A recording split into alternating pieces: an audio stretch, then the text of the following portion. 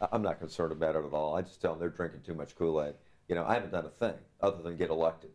And now I've got to be able to prove that I can carry through on the things that I've promised, that I can keep these great ratings for Virginia about our well-managed state, about our business-friendly environment, and that I can do the central thing that I said I was going to do, and that is to reduce the unemployment rate and create more jobs and more opportunity for our citizens.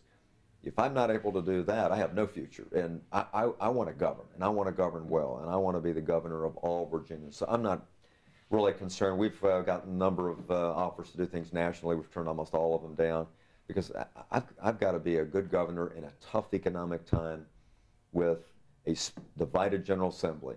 That's a daunting challenge right now, and I'm going to devote every waking moment to that. So I'll let other people talk about national issues. The only national issues I'm concerned about is what's happening in the Congress and whether they're good or bad for Virginia. Will it play in the back of your mind at all when you make a travel schedule? Because if you end up in Iowa or New Hampshire, I mean, the questions are going to come. I know that's funny, but yeah. I mean, will you make decisions based on where you find yourself to keep people from that?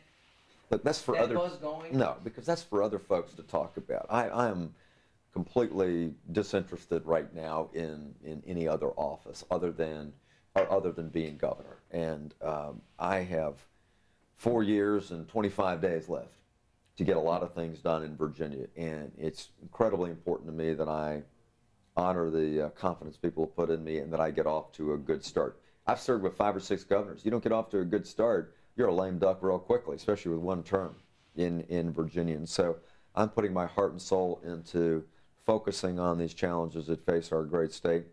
And I want people to look back in a couple of years and say, he kept his promises, he did what he said, the economy's better, we do have more opportunities, there's more chances for young people to pursue the American dream, and we feel good about the time. I mean, that's what I want people to talk about in a couple of years, not what other office I'm running for. So, Ryan, that's my honest answer to you at this point. And until you have achieved something as governor, the rest of it is all people concocting a particular stature simply because you've won elections. Look, there's only 2 elections this year. It was Virginia and New Jersey. We were fortunate to win both of them. Next year, there's going to be 37 governors' races. We'll have a whole new flock of governors. There'll be other people that'll be looked at as rising stars, if you want to call it that. And I'm just worried about governing Virginia. And if I do that well, maybe there'll be opportunities for me down the road. But I have got to stay laser focused on what's going on in Virginia.